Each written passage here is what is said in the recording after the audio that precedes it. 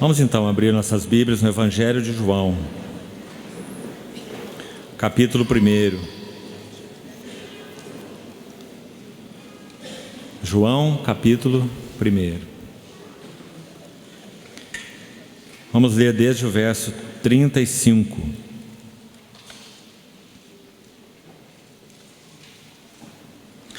No dia seguinte, estava João outra vez na companhia de 2 dos seus discípulos. E vendo Jesus passar, disse: Eis o Cordeiro de Deus. Os 2 discípulos, ouvindo-o dizer isto, seguiram a Jesus. E Jesus, voltando-se e vendo que os seguiam, disse-lhes: Que buscais? Disseram-lhe: Rabi, que quer dizer mestre, onde assistes? Respondeu-lhes: Vinde e vede. Foram, pois, e viram onde Jesus estava morando, e ficaram com ele aquele dia, sendo mais ou menos a hora 10ª. Era André, o irmão de Simão Pedro, um dos 2 que tinham ouvido o testemunho de João e seguido a Jesus.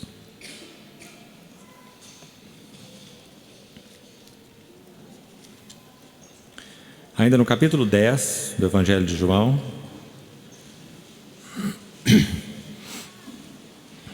versículo 22.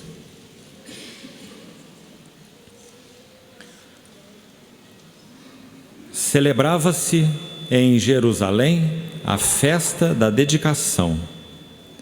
Era inverno. Jesus passeava no templo, no pórtico de Salomão.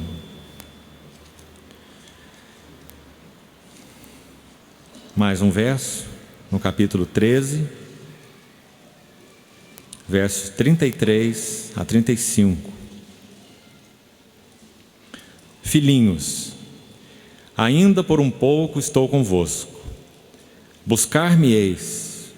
E o que eu disse aos judeus, também agora vos digo a vós outros: para onde eu vou, vós não podeis ir.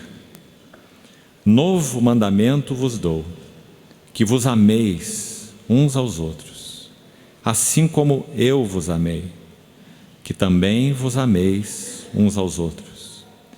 Nisto conhecerão todos que sois meus discípulos, se tiverdes amor uns aos outros.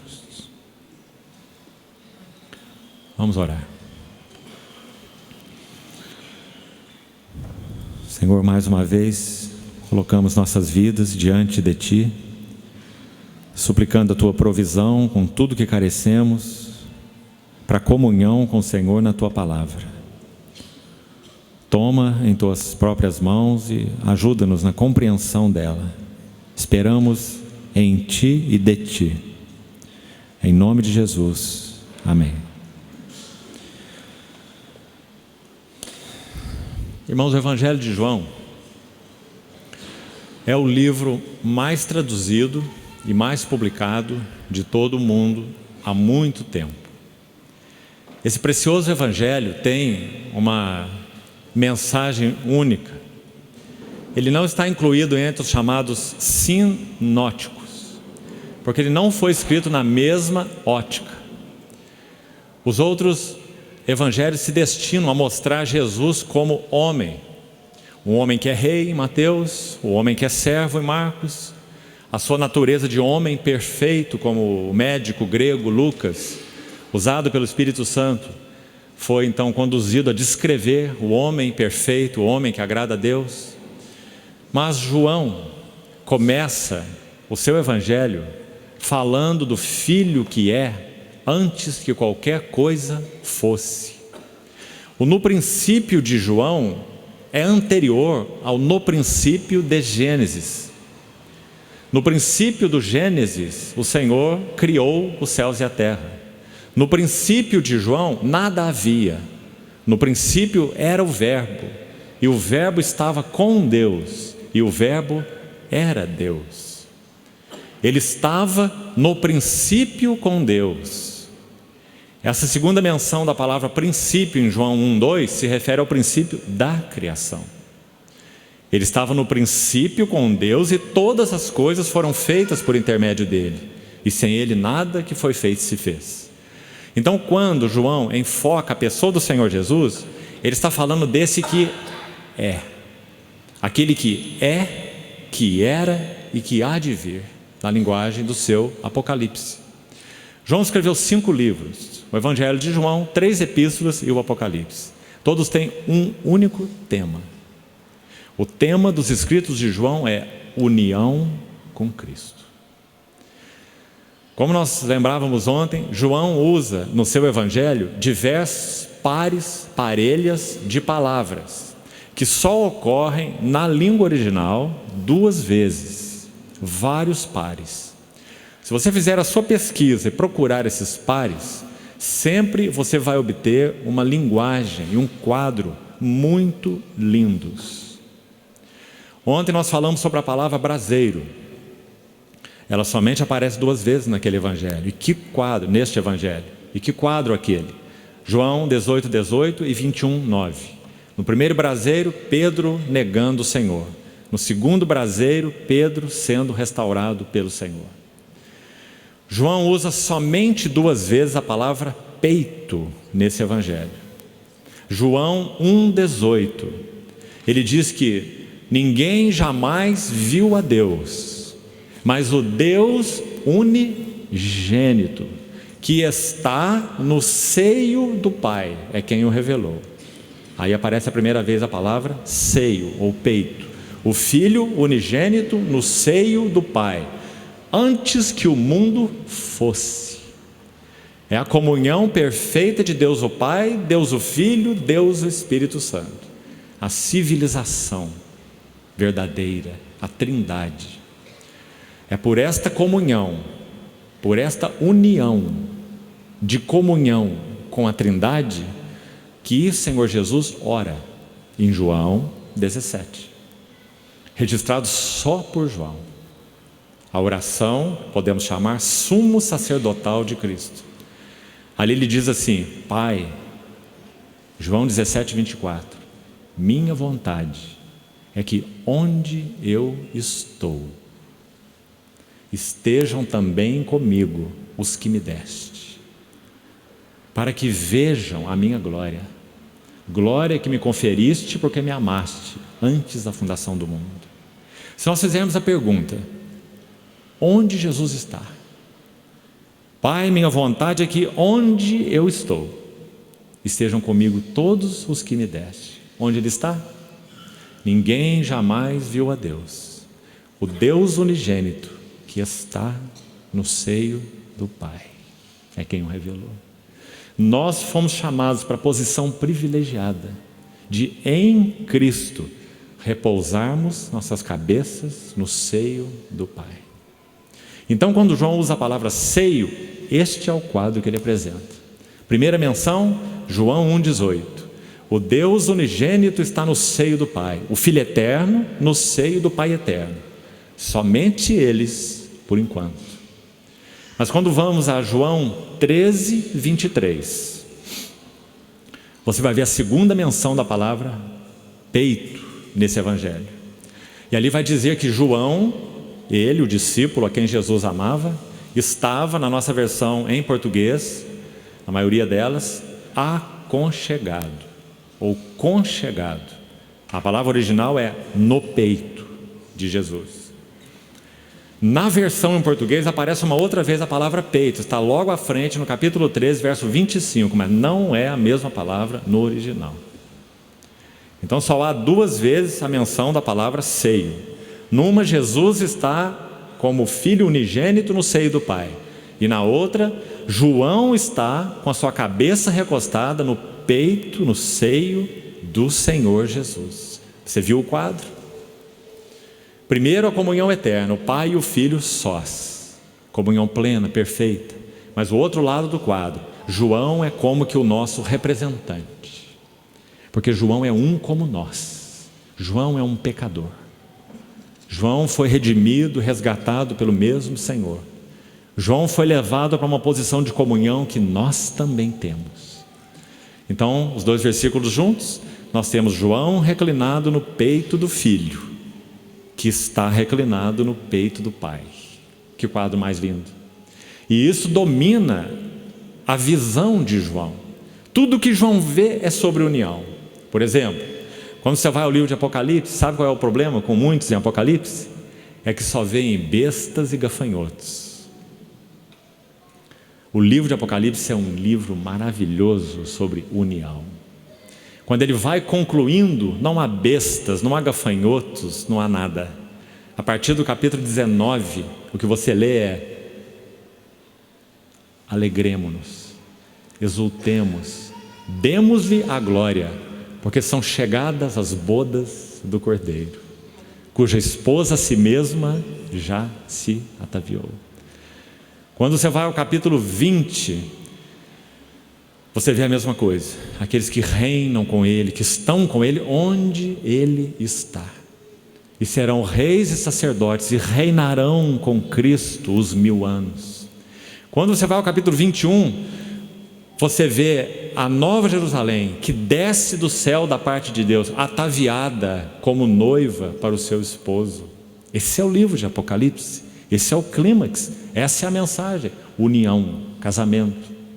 Quando você vai ao capítulo 22, maravilhoso, você vai ver a descrição ainda, continuando, dessa cidade, e diz que nossa ocupação nessa cidade será: os seus servos o servirão. Irmãos, nós estamos nessa escola de Cristo que compartilhamos, numa escola de treinamento. Nós estamos aprendendo a servir o Senhor Jesus, porque é isso que nós faremos por toda a eternidade.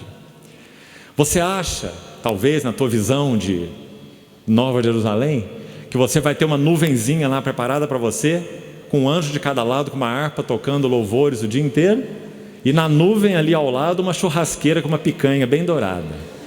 Essa é a sua visão de eternidade? Quem sabe? De muitos brasileiros pode ser. O que Apocalipse 22 diz é: seus servos o servirão. E a palavra servir, lembre-se, é a palavra para adoração. Nosso serviço será adorá-lo. E sabe por que nós vamos adorar sem cessar? Porque suas riquezas são insondáveis. Isso não entra em nossa mente, irmãos, porque não haverá tempo. O tempo terá mergulhado na eternidade. O tempo é um lapso na eternidade. Quando o Senhor fechar seu propósito, acabou o tempo. O que é o universo? Tempo mais espaço. Quando o Senhor completar seu propósito, nem tempo e nem espaço mais limitados. Nós seremos introduzidos numa comunhão eterna, para um serviço eterno, de amor eterno, conhecendo nosso Senhor infinito, eternamente. Nunca chegaremos ao fim de suas riquezas. Então, se há uma coisa que não haverá, é monotonia. O evangelho das insondáveis riquezas de Cristo. Insondáveis. Quanto mais funda a sonda vai, mais fundo tem para ir. Insondáveis riquezas de Cristo. Essa será a nossa ocupação. Nós vamos ficar muito desajeitados lá, se essa não for nossa ocupação aqui. Estamos sendo treinados, amando, conhecendo, nos entregando a Ele, sendo para Ele. Ele está disposto a ser para nós tudo que nós formos para Ele. Queremos que Cristo seja integral para nós? Vamos ser integrais para Ele. Queremos que seu amor seja pleno em nós, experimentado por nós? Vamos dar nosso amor para Ele. Seus servos o servirão, contemplarão a sua face. Sabe o que Paulo fala para os Coríntios, 2 Coríntios 3:18? Que nós tivemos o véu do nosso rosto tirado. Antes, quando liam Moisés, um véu permanecia sobre seu rosto, não entendiam. Mas agora a nossa cara foi descoberta. Então agora nós podemos contemplar, ainda que por espelho. Os espelhos naquela época eram feitos de bronze, latão polido, então dava uma imagem obscura, né? A pia do santuário, pia de bronze, foi feita com o espelho das mulheres que trouxeram do Egito, quando saíram do Egito, e esses espelhos eram bronze polido, não era vidro, não era sílica. Então, contemplando como por espelho, ou seja, não nítido o suficiente, mas já claro para nortear nossas vidas. Conhecemos nosso Senhor pela revelação do Espírito, mas ainda contemplamos como por espelho a glória do Senhor. E somos transformados de glória em glória. Significa de um nível de glória aqui como um redemoinho, um chamado ascensional. Prossigo para o alvo, para o prêmio da soberana vocação de Deus em Cristo. A palavra soberana ali é ascensional, em Filipenses 3. Nós somos chamados como que numa vocação em redemoinho, como o Senhor quando falou com Jó, do meio de um redemoinho, elevando Jó de um nível de realidade, de conhecimento de Deus, para um nível muito superior de conhecimento de Deus. Então, de glória em glória, na sua própria imagem, e quem realiza isso é pelo Espírito do Senhor, como diz 2 Coríntios. Então, esse é o tema de João. E seus servos o servirão e contemplarão a sua face. Agora essa próxima frase é maravilhosa. Apocalipse 22, os primeiros versículos. Nas suas frontes estará escrito o nome dele. Sabe o que isso significa? Quando o Senhor criou o homem, Adão, Romanos 5 diz que ele é uma figura de Cristo. Prefigurava aquele que havia de vir. Romanos 5. Quando Adão recebeu a sua mulher, tirada do seu lado, da sua carne, ele olha para ela e diz: esta, afinal, é osso de meus ossos. Ela tem minha mesma realidade interior, osso, constituição, substância, mas ela também é carne da minha carne, ou seja, ela tem a minha expressão. Osso fala de realidade interior, carne fala de expressão exterior. Então, quando o Senhor olhar para nós naquele dia, nas nossas frontes, o nome dele, ele está vendo a si mesmo nos seus. Esta afinal, é osso de meus ossos e carne de minha carne. Agora, quando nós olharmos para ele naquele dia, os servos que o servirão, o que nós veremos? Na sua fronte nós veremos as marcas daquele que foi por nós perfurado. Quando nós olharmos para suas mãos, nós veremos as mãos que foram traspassadas. Quando olharmos para os seus pés, os pés que foram perfurados. Para o seu lado, o lado que foi rasgado, e dele saiu sangue e água. Paulo diz que Cristo amou a igreja e a si mesmo se entregou. Esse é aquele que nós contemplaremos por toda a eternidade, o seu amor infinito, suas riquezas insondáveis. Amou a igreja e se entregou por ela, para que a santificasse. Ele vai olhar para nós e ver-nos santos, porque na sua fronte está escrito o nome dele, seu nome é santo. Mas no que concernia a nós, nós éramos maculados. Amou a igreja e se entregou por ela para que a santificasse, tendo-a purificado por meio da lavagem de água pela palavra, para apresentar a si mesmo uma igreja gloriosa, sem mácula. Isso é o que ele verá em nós, sem mácula, os maculados, sem ruga. Somos tão enrugados, não é? Sem ruga, porém santa e sem defeito. Esses tão defeituosos.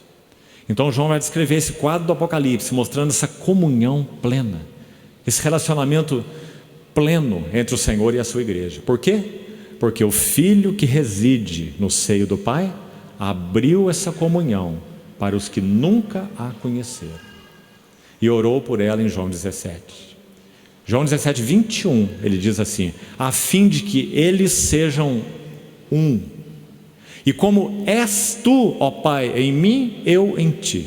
Você viu a figura do seio aí de novo? Tu em mim, eu em ti. Comunhão única. Ninguém entra, inviolável, ninguém pode entrar. Ele é Deus.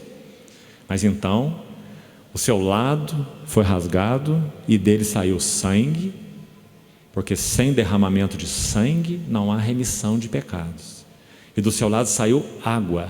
Sangue fala de expiação e água fala de regeneração.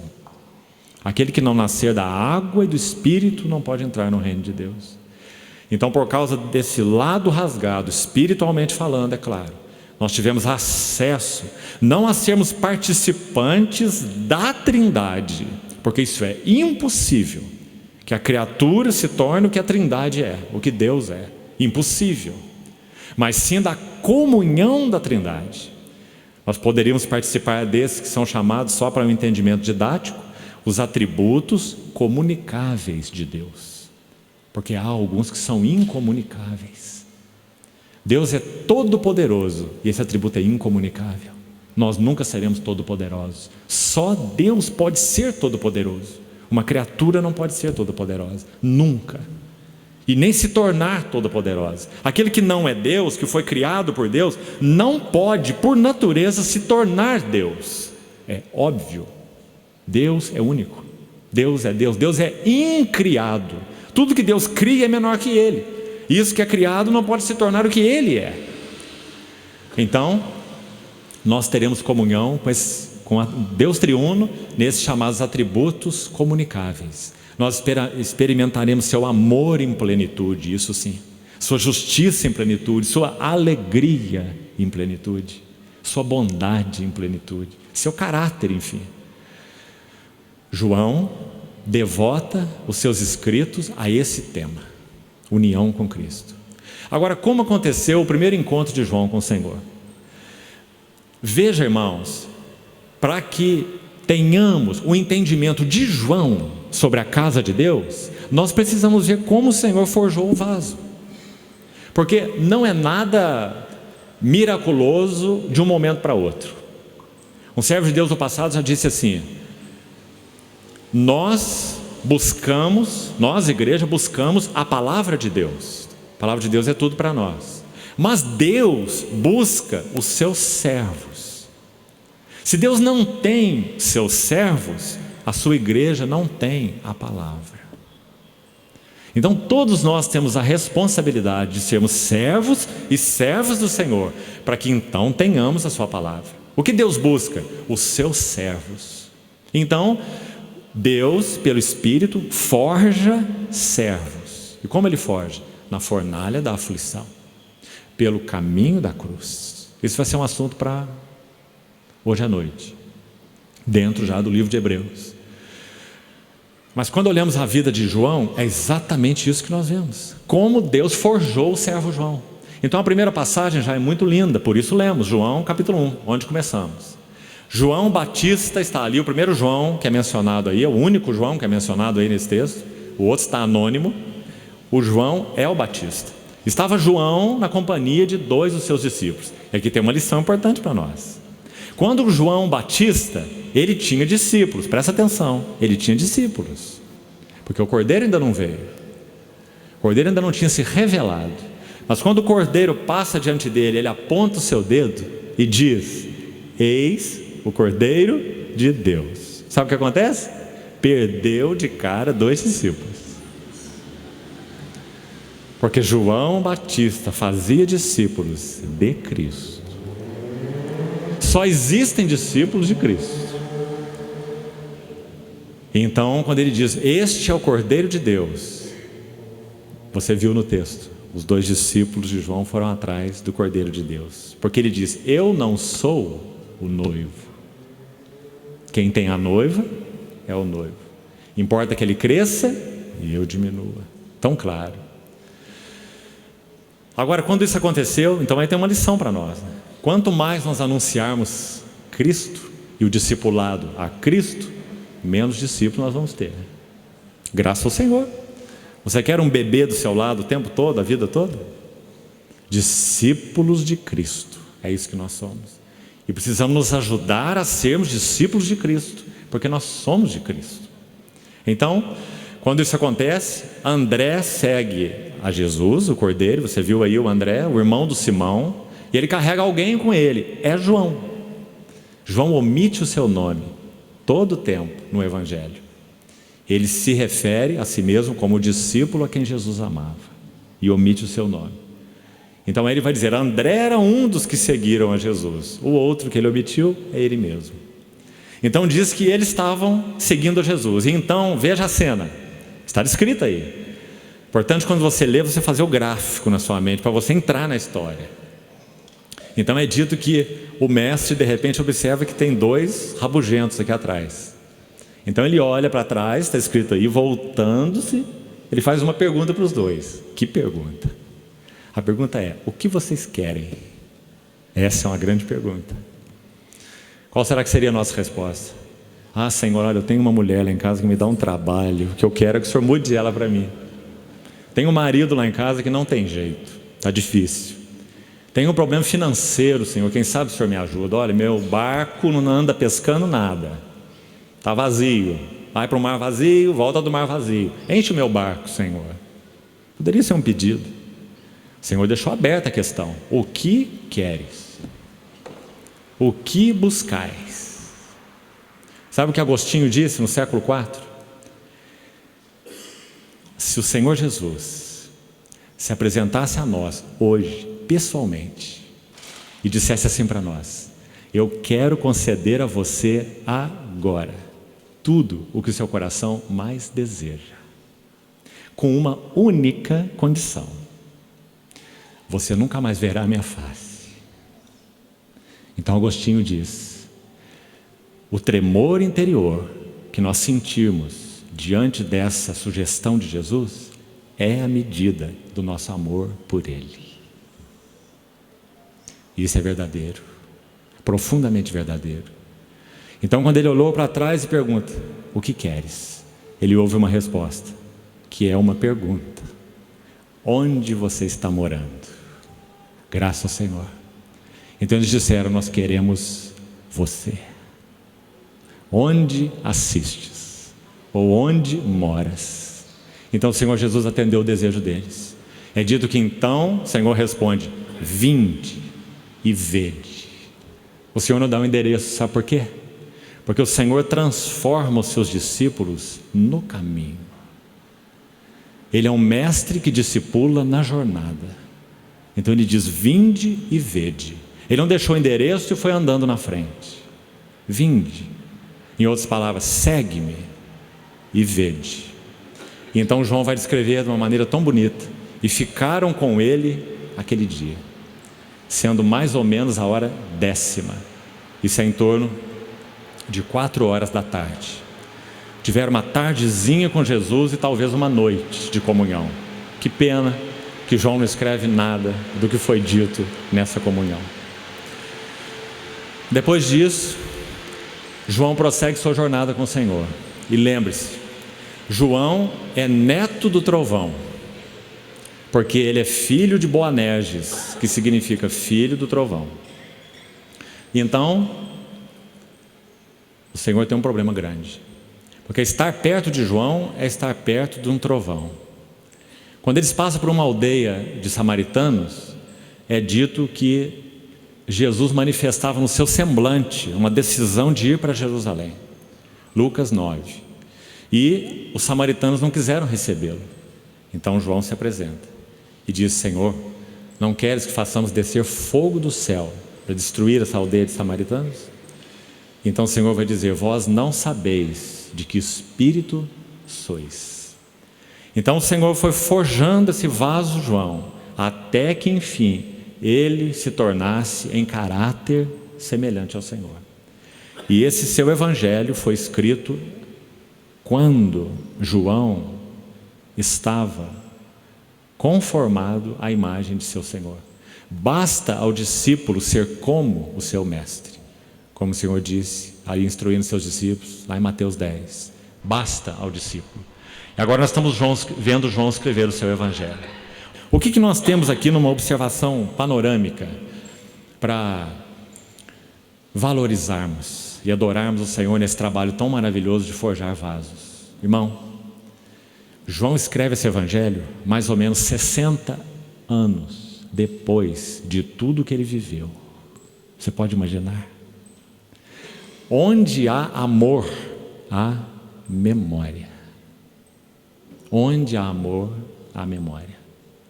Então, ali no capítulo 10, verso 22, lemos esse versículo por isso. Imagine o velho João, quase 60 anos depois do acontecimento, escrevendo seu evangelho assim: celebrava-se em Jerusalém a festa da dedicação, ponto. Era inverno, ponto. Passeava Jesus no pórtico chamado Salomão, pórtico de Salomão. Que memória! Ele sabia qual era a festa que estava celebrando em Jerusalém, qual era a época do ano e onde Jesus estava passeando. Porque o seu coração, em amor, estava unido ao seu Senhor. Então esse evangelho de João é um evangelho de amor, forjado à imagem daquele que o discipulou, Senhor Jesus. Ele ouve dos lábios do Senhor Jesus. Aí chegamos a João 13:33, onde acabamos de ler no início. Filhinhos, tecnós. Ele ouve dos lábios do Senhor. Já velhinho, ele vai repetir essa palavra para aqueles que o tinham entre eles como um irmão mais velho. Diz a história, a tradição, que João terminou seus dias em Éfeso. E quando ele era levado à reunião para estar com os irmãos e pediam a ele que compartilhasse alguma palavra do Senhor para os irmãos, ele dizia: filhinhos, amai-vos uns aos outros, porque é nisto que conhecerão todos que sois discípulos, se amardes uns aos outros. Então as cartas de João falam sobre união com Cristo. Agora veja o que mais acontece nessa epístola. Só 2 vezes, de novo, aparece a frase: casa de meu pai. Nosso encargo para esses dias é a casa de Deus. João tem muito para nos ajudar. No capítulo 2, quando ele entra no templo e expulsa os mercadores a primeira vez, porque depois ele faz isso de novo no final do seu ministério, são 2 vezes. No capítulo 2 de João, após purificar o templo, ele diz: não façais da casa de meu pai uma casa de negócio. Bom, em primeiro plano, literalmente, que casa era essa? O templo. Porque os vendilhões estavam ali, ele virou as mesas ali, expulsou os cambistas e dizem: não façam do santuário uma casa de negócio, da casa de meu pai. Só que no capítulo 2, esse santuário já é explicado de uma outra maneira. Porque Jesus disse: destruí este santuário e em 3 dias o reconstruirei. Então ele mesmo, João, no seu evangelho vai explicar: Jesus se referia ao santuário do seu próprio corpo. Isso condiz, irmão, preste atenção, com o capítulo 1, que vai dizer assim: no princípio era o verbo, e o verbo estava com Deus, e o verbo era Deus. E no verso 14 do capítulo 1, e o verbo se faz carne. E agora a palavra é tabernacula. A palavra na língua original, vem de skenos, que significa fazer barraca, fazer tenda. O verbo se fez carne e fez seu tabernáculo, pôs o seu tabernáculo entre nós. Ou seja, qual é a casa do Pai? Onde está a casa do Pai? Quem é a casa do Pai? Temos alguma dúvida? O verbo se fez carne e pôs a sua casa entre nós. Por isso que João vai dizer: nós vimos a sua glória, e glória como do unigênito do Pai. Jesus Cristo é a casa do Pai. João capítulo 2. Agora preste atenção, o assunto só começou. João 14, a frase é repetida, e você vai colocar juntas as 2 expressões: Agora em João 14, o Senhor está à sombra da cruz, já. A última ceia já tinha sido celebrada. Ele está falando sobre o Espírito Santo, nos discursos do cenáculo. Então no capítulo 14 ele diz assim: não se turbe o vosso coração. Credes em Deus, crede também em mim. Na casa de meu Pai há muitas moradas. Já ficou claro? Podemos parar aqui? Senhor Jesus é a casa do Pai. E pela sua morte, pela sua ressurreição, o que ele ia fazer? Preparar nessa casa muitas moradas. Na linguagem de Paulo, por causa da morte e ressurreição do Senhor Jesus e o derramamento do Espírito Santo, nós poderíamos habitar em Cristo. Por isso ele vai dizer no capítulo seguinte, o 15: morai em mim e eu morarei em vós.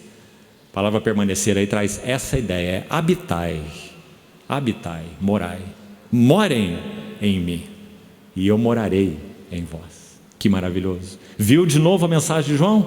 União. Sempre é o tema de João, união. Por isso a ênfase de João é família, a de Pedro é templo, a de Paulo é corpo, a de João é família.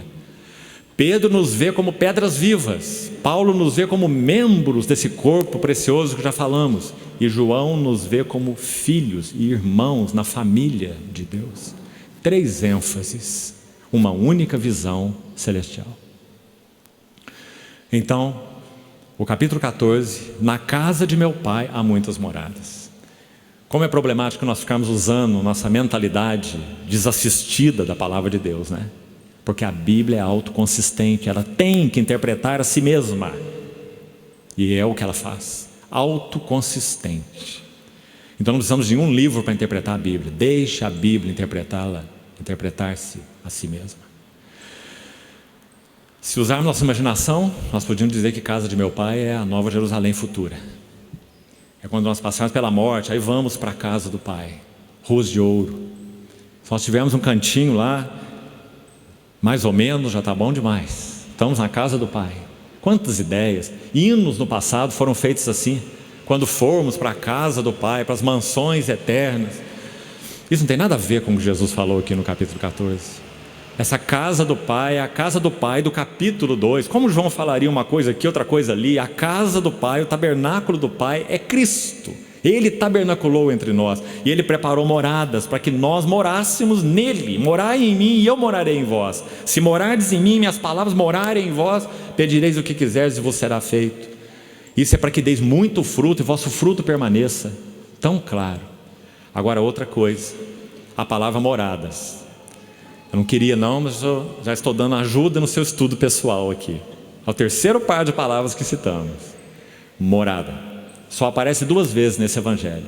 Todas 2 no capítulo 14 de João. Confira aí. Uma está no versículo 2, outra está no versículo 23. Coloque juntas, para você ver mais um quadro maravilhoso de união. Então, João 14, 2. Na casa do meu Pai há muitas moradas. Então nós, pela obra de Cristo, podemos morar nele, já estamos morando nele. Acontece que nós somos muito distraídos da nossa morada. Precisamos permanecer nela, precisamos encontrar os seus pés e aí permanecermos, como vimos sobre Maria. Muitas moradas na casa do Pai. 2. Agora leia o 23. Se alguém me ama, guardará minha palavra, e meu Pai o amará, e viremos, Deus o Pai, Deus o Filho, viremos para Ele, e faremos nele morada. Não é precioso demais? Porque por um lado, vamos usar a linguagem de Paulo agora aí, por um lado nós podemos e estamos em Cristo, podemos estar em Cristo, mas isso é só meio evangelho. A outra metade do evangelho é Cristo em vós, a esperança da glória. Louvado seja o Senhor. Não apenas nós moramos em Cristo, temos nele nosso ambiente, mas Cristo mora em nós, para que tenha em nós o seu ambiente. Que maravilhoso, irmãos. Por isso Paulo ora em Efésios 3. Vamos lembrar um pouco da oração dele.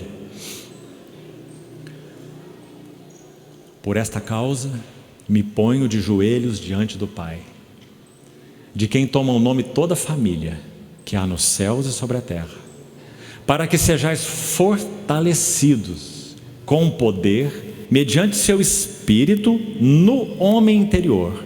Está vendo? Paulo fala a mesma coisa que João. E assim habite Cristo nos vossos corações pela fé. Agora aqui temos que fazer uma pausa, porque Paulo está escrevendo para crentes, e ele está dizendo: e assim habite Cristo no vosso coração. Nós podíamos ter uma pergunta aqui: mas Efésios não é a igreja de Deus? Cristo já não habita na igreja? Cristo já não habita nos Efésios? Paulo está pedindo para Cristo habitar onde Cristo já habita. É uma contradição, é um contrassenso. Então você vai estudar a palavra habita, e você vai descobrir que ela se compõe de duas palavras, um prefixo e um sufixo. E a ideia dela é fixar residência. Como que a ideia literal seria morar para dentro, uma redundância, ou morar para baixo.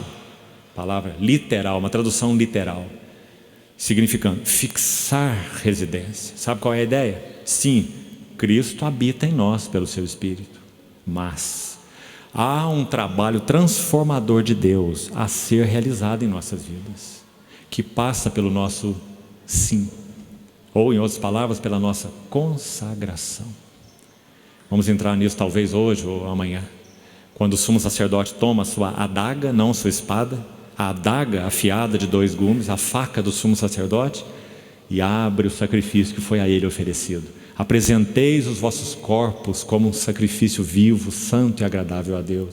E quando nós fazemos isso, porque entendemos que fomos comprados por preço e que não somos de nós mesmos, como diz a palavra, então apresenteis os vossos corpos. Isso tem que ser dado para nós com clareza, com entendimento, com revelação. Você não é seu, você não se pertence. Nossa tolice é tentarmos viver com a nossa vida nas nossas mãos. Eu quero, eu vou, eu faço, eu desejo, eu conquisto projetos, motivos, e não encontrarmos nosso lugar aos pés do Senhor. E deixarmos que, frustrando essa rainha altiva, nossos desejos, Ele nos inclua nos seus desejos. Ele traz seu caminho para nós. Casamento, família, profissão, regulados, ajustados por Ele. Ah, irmãos, que privilégio nosso. Aqui está o lugar mais perigoso deste universo, este aqui, as nossas mãos. O lugar mais seguro desse universo, as mãos do nosso Senhor. Então, e assim habite Cristo nos vossos corações, estando vós arraigados e alicerçados em amor, para poderem compreender junto com todos os santos. A palavra junto aparece em Efésios várias vezes, muito significativo. Junto com Ele nos ressuscitou, junto com Ele nos assentou nos lugares celestiais. Estamos sendo edificados juntamente para a habitação de Deus no Espírito. Junto com todos os santos poderemos compreender a altura, largura, profundidade. É uma palavra-chave em Efésios, juntamente. Então, João tem ênfase na união. Viremos para Ele e faremos nele morada, dupla morada. Nós moramos nele, Ele mora em nós.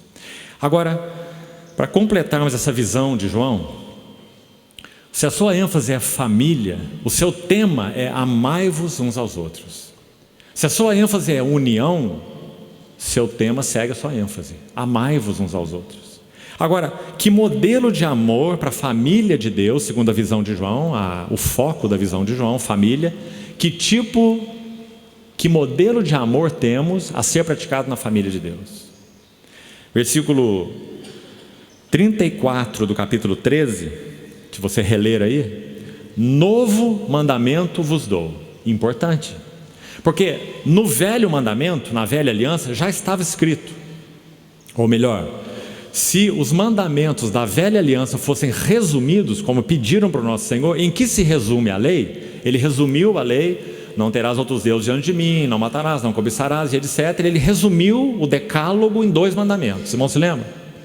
Na verdade, um tema só, que tem um braço vertical e um braço horizontal. Ele diz: amarás, pois, o Senhor teu Deus de todo o teu coração, de toda a tua alma, de todo o teu entendimento e de todas as tuas forças.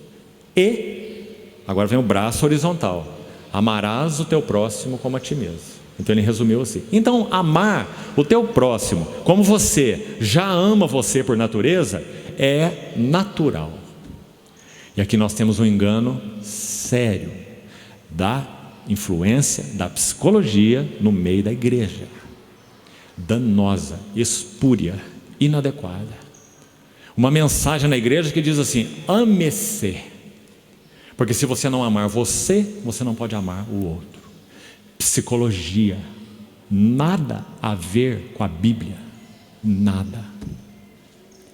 A palavra de Deus diz: negue-se a si mesmo, tome a cruz e siga-me. Cuidado, irmão, com essa mensagem. Então, no Velho Testamento, amar o próximo como a si mesmo já é uma regra alta, porque todos nós, por causa do pecado e não de Deus, nós já amamos nós mesmos. Você não fica o dia inteiro mordendo seu dedo até sangrar. Se fica, está doente, não é? Você ama muito você.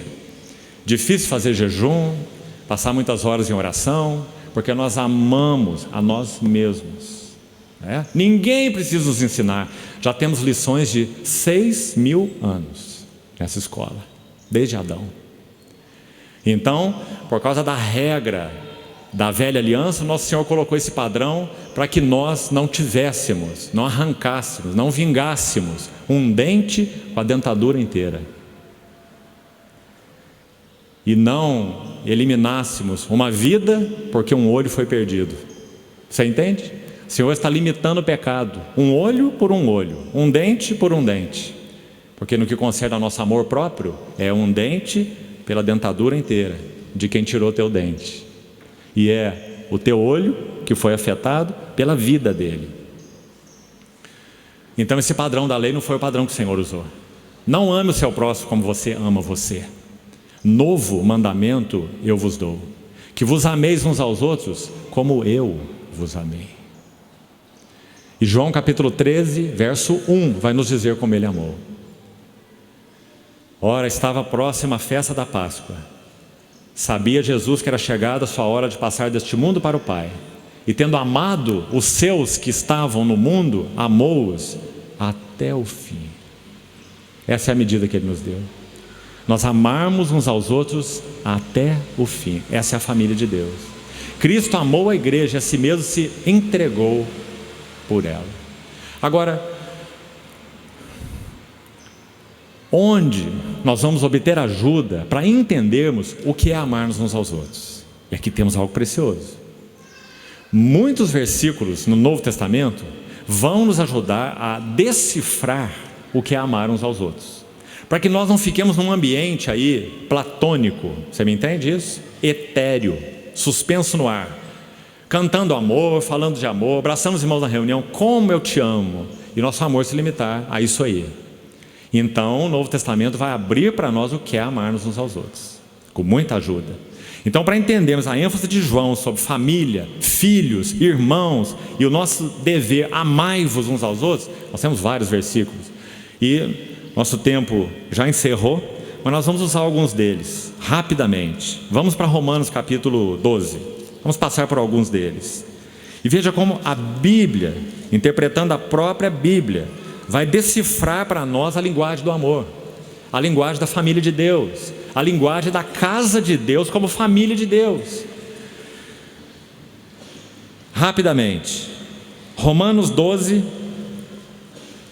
9. O amor seja sem hipocrisia, detestai o mal apegando-vos ao bem, amai-vos cordialmente uns aos outros. Agora eu vou te dar outro dever de casa, se você gosta. Em torno de 50 vezes aparece no Novo Testamento a expressão uns aos outros, uns para com os outros, mutuamente. Significa exatamente a mesma coisa. Então você busque todos esses versículos, faça uma relação, para você entender o que é amar uns aos outros. Então, amar uns aos outros, segundo Romanos 12:10, é amar uns aos outros cordialmente. Você sabe o que significa essa palavra, né? É amar com todo o seu coração. É você ter coração envolvido nesse amor.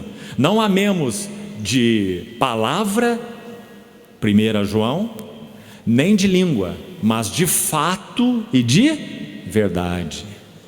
Coração envolvido. Amai-vos cordialmente uns aos outros, com amor fraternal. Veja, no mesmo versículo já tem duas menções.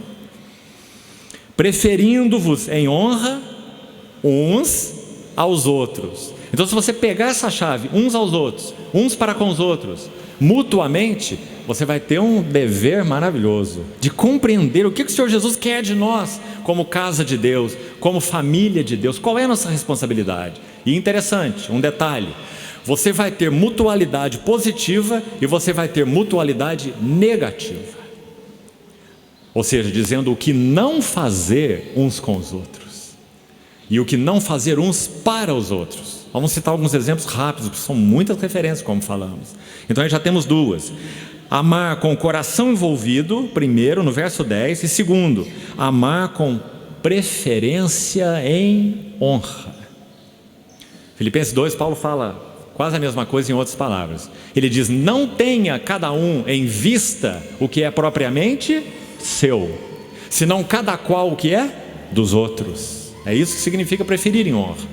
Eu prefiro o meu irmão em honra, eu não prefiro a mim em honra. Ó, irmãos, isso é profundamente sondador para nós, para os nossos corações. E isso é amar. Se eu disser ao irmão como eu te amo, mas eu não prefiro ele em honra, eu não o amo. Amai-vos preferindo-vos em honra uns aos outros. Veja ainda no verso 16, essa mesma carta: tende o mesmo sentimento uns para com os outros. Amar tendo o mesmo sentimento. Em lugar de seres orgulhosos, condescendei com aquilo que é humilde. Esse com que é humilde não se refere a com aquele alguém que é humilde, não. É condescendendo com aquilo que é humilde, nos ensinando a buscar o que é humilde entre os irmãos, e não buscarmos glórias, posições, projeções. Condescendei com aquilo que é humilde. Salmo 131, que acabamos de citar.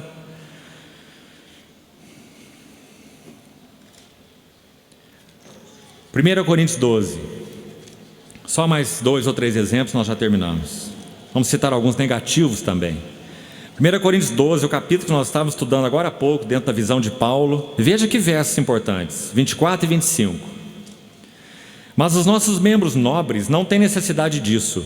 Contudo, Deus coordenou o corpo, concedendo muito mais honra àquilo que menos tinha, para que não haja divisão no corpo. Pelo contrário, cooperem os membros com igual cuidado em favor uns dos outros. Então, na linguagem do Senhor Jesus, amai-vos uns aos outros. Amar uns aos outros passa por cooperarmos uns com os outros com igual cuidado.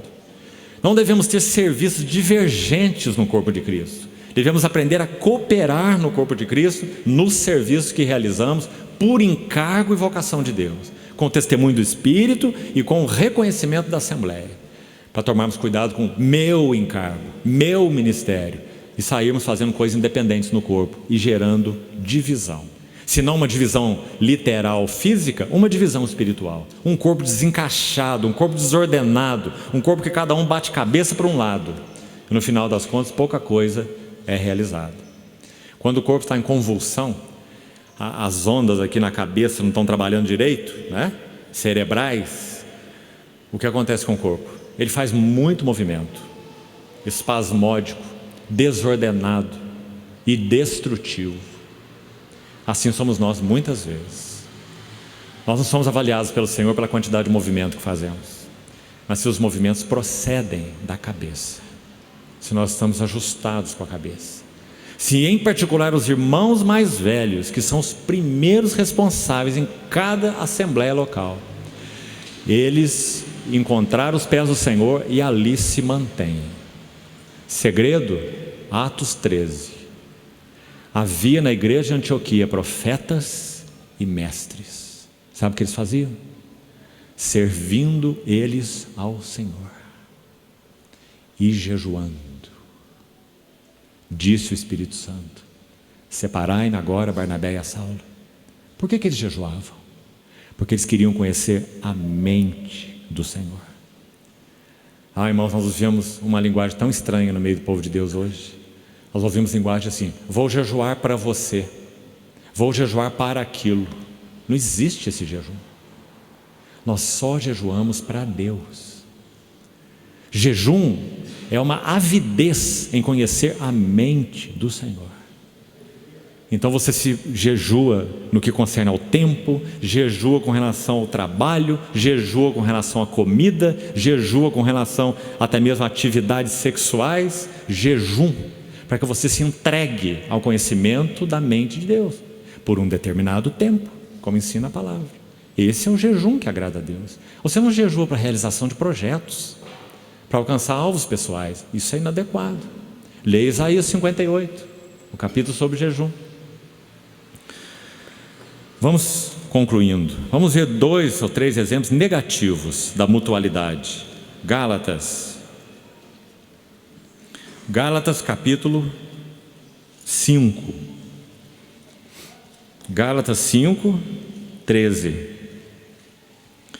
Porque vós, irmãos, fostes chamados à liberdade.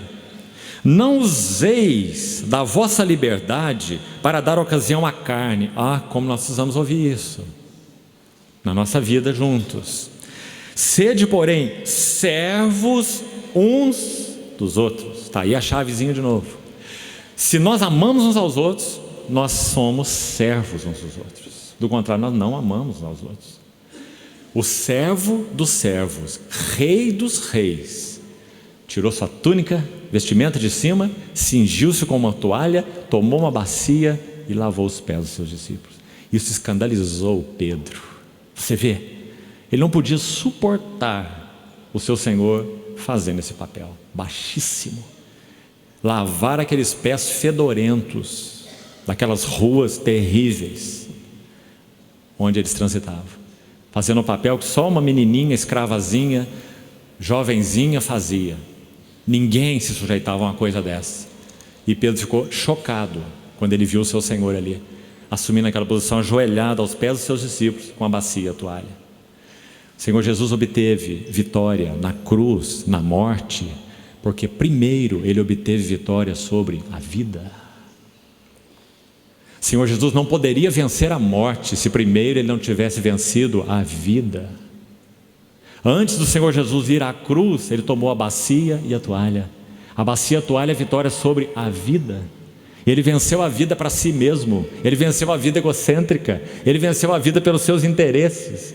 Bacia e toalha, vitória sobre a vida. Então, verso 15, aí mesmo de Gálatas 5. Se vós, porém, vos mordeis e devorais uns aos outros, vede que não sejais mutuamente destruídos. Então, o que nós não devemos fazer uns com os outros, ou o que não é, amai-vos uns aos outros. E para terminar, 2 exemplos de Tiago 4, versículo 11. Irmãos, não faleis mal uns dos outros. Sério. O salmista orava assim: Senhor, põe guardas às portas dos meus lábios. Irmãos, quando aquele irmão aparentemente confidente chega a você e começa a falar de um outro irmão, e frequentemente ele já começa a frase assim: você vai me ouvir e vai me dar razão. Vai me dar razão, porque o que o irmão fez é intolerável. Então nós ouvimos aquela confissão de um irmão centrado em si mesmo, né? Ele já está pedindo razão antes de falar. Ele não quer saber o que o outro acha, ele quer razão, né? E nós somos anuentes a essa situação de diversas formas. E entramos naqueles caminhos sinuosos e começamos a falar mal uns dos outros. C.S. Lewis chama a maledicência de vinho do inferno. Vinho do inferno. Vinho é bom, não é? Vinho é saboroso, é cheiroso. Maledicência também. Cheira bem, gostosa. Vinho do inferno. Por isso Paulo em Efésios 5 vai dizer: a maledicência, a impudicícia nem sequer se nomeia entre os santos, como convém a santos. E depois, no capítulo 4, 5 de Tiago, verso 9, aqui nós terminamos. Ele vai dizer: irmãos, não vos queixeis uns dos outros, para não serdes julgados. Graças ao Senhor por essa linha fina que é colocada aí. A lixa grossa já passou, agora o Senhor entrou com a lixa fina, você vê? Agora ele está dizendo: cuide da tua língua. É o tema de Tiago, capítulo 3. A língua é um mundo de iniquidade, carregada de veneno mortífero. Então ele diz: não faleis mal uns dos outros, e nem mesmo queixeis uns dos outros. Se o teu irmão está causando dano a você, sofra o dano. 1 Coríntios 6 nos ensina dessa maneira: sofra o dano. Se há algo mais sério que tenha a ser resolvido, leve para os irmãos mais velhos na assembleia, porque pelo menos tem que haver entre vós um só sábio, que saiba julgar no meio da irmandade. É o que Paulo diz em Coríntios 6. Então não vos queixeis uns dos outros, para não serdes julgados. O juiz está às portas. Então graças ao Senhor por essa ênfase tão linda de João. João viu a casa de Deus em particular como família de Deus. Viu que nós somos todos filhos. Filhos mais velhos, filhos mais novos. Nessa linguagem tem pais, tem jovens, tem filhinhos, mas todos somos filhos e irmãos. E temos um irmão mais velho, o primogênito, o Senhor Jesus. Estamos todos sendo transformados à sua imagem. Então qual é a regra para a casa de Deus segundo João? Amai-vos uns aos outros. Então se você fizer a sua tarefa, sem dúvida você vai ser muito enriquecido com o que Jesus quis dizer com essa expressão. Então aqui, irmãos, concluímos essa fase inicial da casa de Deus com essas 3 visões. E hoje à noite, com a ajuda do Senhor, nós entramos em Hebreus e vamos ver a casa de Deus em Hebreus. Cristo, Filho sobre a sua casa, a qual casa somos nós. O Senhor nos ajude então também nessa jornada pela sua graça. Vamos orar mais uma vez. Senhor, obrigado, porque nós fomos constituídos tua casa. Isso é verdade em Cristo, pela obra do teu Filho. Mas nós queremos que isso seja verdade subjetiva. Queremos ser edificados casa para Deus. Usa, Senhor, te pedimos, tua palavra, as circunstâncias, para que o trabalho da cruz se efetue em nós e nós sejamos pedras aparadas, capazes de serem justapostas para a edificação da sua casa. Pedimos ao Senhor que nos faça casa espiritual, na nossa experiência e na nossa realidade. Nos entregamos a Ti e te pedimos que o Senhor abra os nossos olhos, para que tenhamos a mesma visão celestial que esses servos do Senhor tiveram, e que nós não sejamos desobedientes à visão celestial. Que essa visão se assenhoreie de nós e conquiste tudo que nós somos. Nós te agradecemos e te pedimos essas coisas, em nome do Senhor Jesus. Amém.